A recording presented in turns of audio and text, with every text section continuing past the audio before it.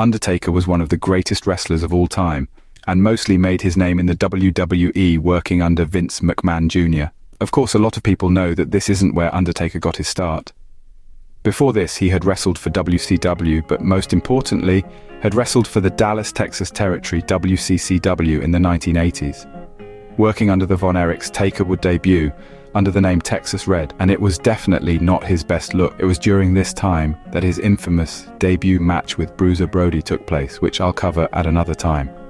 According to how the dead man tells the story, Undertaker had little to no experience at the time, and was lucky to receive bookings based on the fact that the promoter, Fritz Von Erich, thought Undertaker somewhat resembled David Von Erich, Kerry's brother and Fritz's son, who had passed away.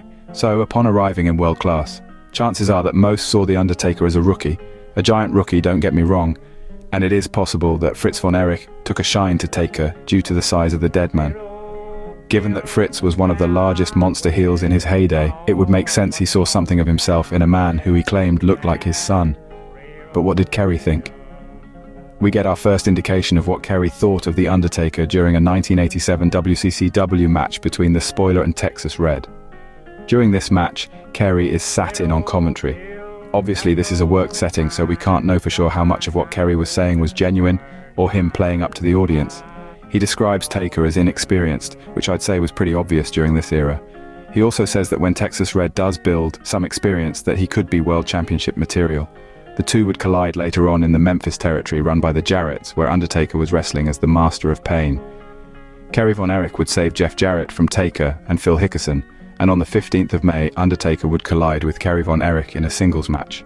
I'd say Kerry Von Erich legitimately did see some promise in the young Undertaker, especially considering if the story about how Fritz brought him in is true, combined with the approval from Bruiser Brody. Undertaker had some pretty well-respected people in the locker room vouching for him. Their final match would take place in 1991, and by this point, Undertaker had truly become The Undertaker.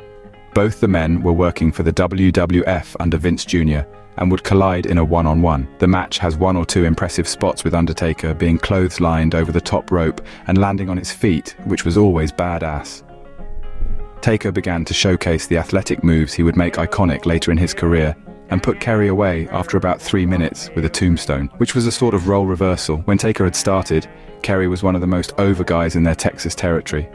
Now, Undertaker was undefeated and becoming more of an international star, and Kerry would unfortunately be relegated to the mid-card.